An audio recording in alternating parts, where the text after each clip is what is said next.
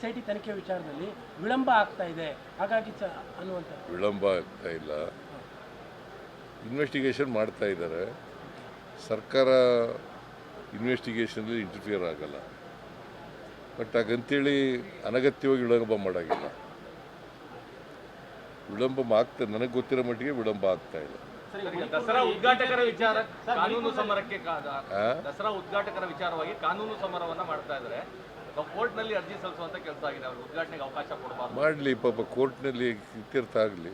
ಕೋರ್ಟ್ಗೆ ಹೋಗುವಂತ ವಿಚಾರ ಹೋಗೋಣ, ಕೋರ್ಟ್ಗೆ ಹೋಗುವಂತ ವಿಚಾರಗಳಿವು ಅಥವಾ ಗೊತ್ತಿಲ್ಲ. ಈ ಕೋರ್ಟ್ಗೆ ಹೋಗಿರೋರು ಯಾರು? PIL ಸಲ್ಲಿಸಿದ್ದಾರೆ ಮಾಜಿ ಸಂಸದರು ಪ್ರತಾಪ್ ಸಿಂಹ. ಅವ್ರನ್ನ ಕೇಳಪ್ಪ. ಇಮಿಡಿಯೇಟ್ ತಗೋಬೇಕಾದ ಅಗತ್ಯ ಇಲ್ಲ ಅಂತ ಕೂಡ ಕೋರ್ಟೇ ಹೇಳಿದೆ. ಕೋರ್ಟೇನೆ ಇಮಿಡಿಯೇಟ್ ತಗೋಬೇಕು ಅಂತ ಏನಿಲ್ಲ. ಒಂದು ಧರ್ಮದ್ದಲ್ಲ ಅದು ಕಾರ್ಯಕ್ರಮ, ಅದು ಸಾಂಸ್ಕೃತಿಕವಾಗಿ ನಡೀತಾ ಇರ್ತಕ್ಕಂಥ ಒಂದು ಕಾರ್ಯಕ್ರಮ.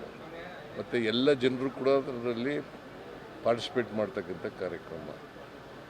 ಇದು ಒಂದು ನಾಡ ಹಬ್ಬ.